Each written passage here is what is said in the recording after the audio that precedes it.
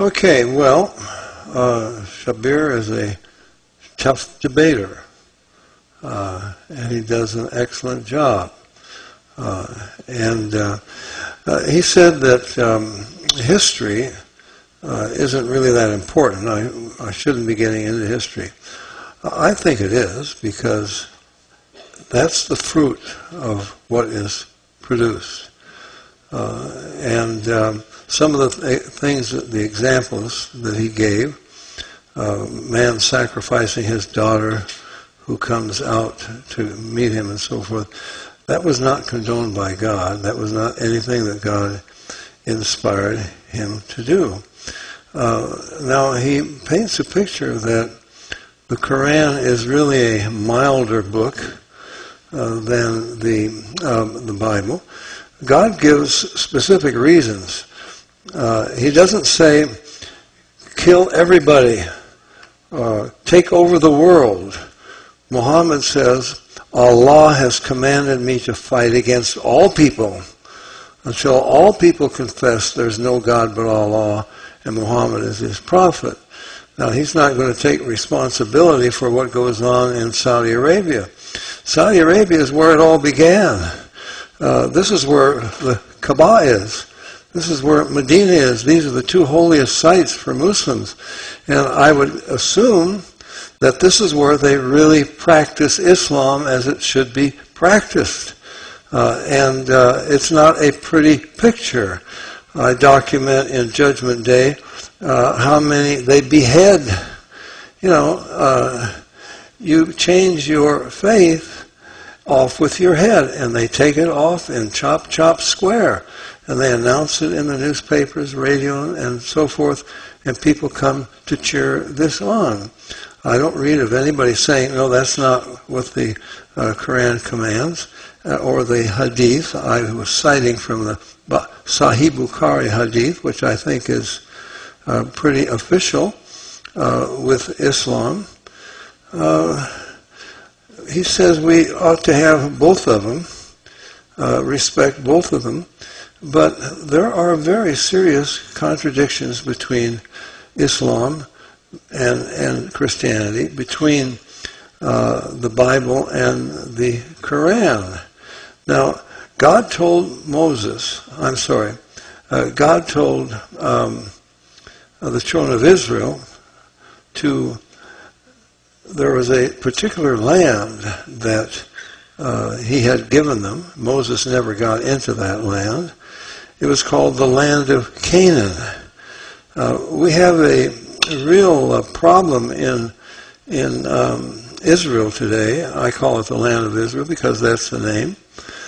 We have a people who call themselves Palestinians, and they say that they are the original Palestinians. They're descended from the original Palestinians because they're Arabs, and the first son of Abraham was Ishmael, and they are descended from Ishmael. Now, we got a little problem. I mean, there are a lot of things. I will agree with my friend over here. There is too much to discuss. He laid out an awful lot for me, and I'm not going to be able to answer every point that he makes. But we have a very serious problem in the Middle East now. We have a people who call themselves Palestinians, claim to be descended from the original Palestinians.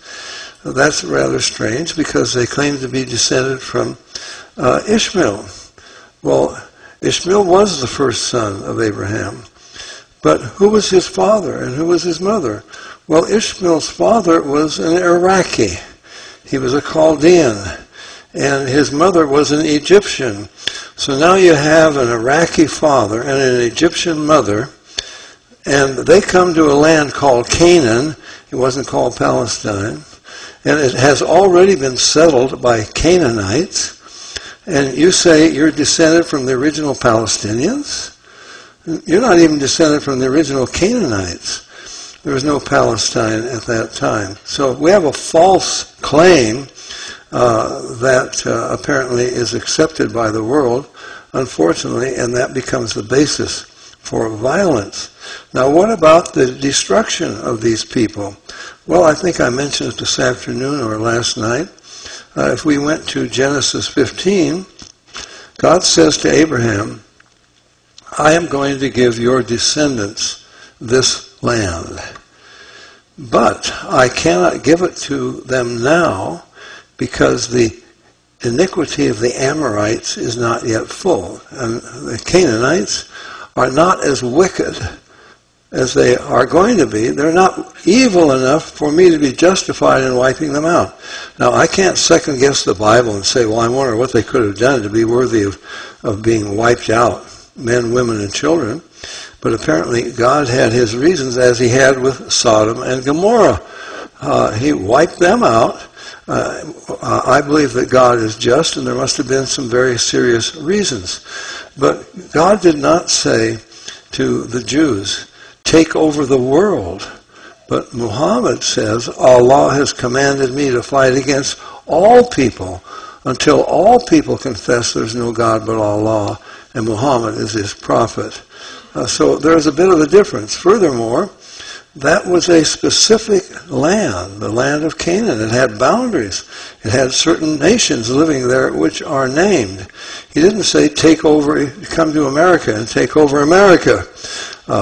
He didn't say take over all of North Africa and go all the way to China and kill more people in India than Hitler killed, no, but the Muslims did that. They took over all of it and had the fastest spreading and the largest empire. I don't think it was self-defense that caused them to go to China or up into France and so forth. They had the definite intention. They felt they were obeying.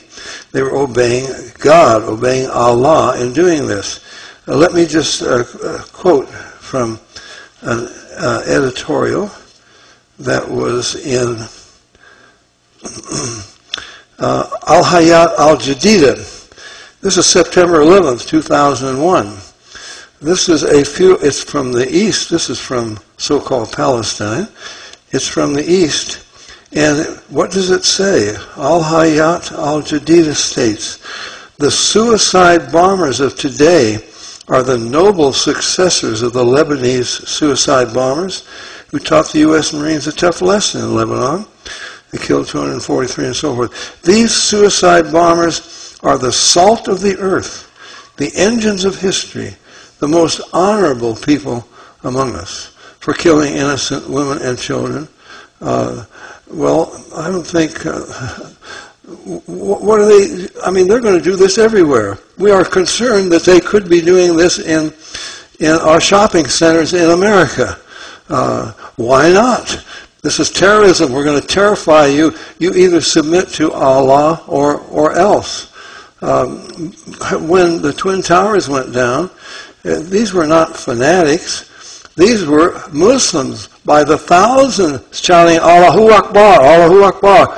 Allah is the greatest, Allah is the greatest. We know that the 19 pilots who flew these planes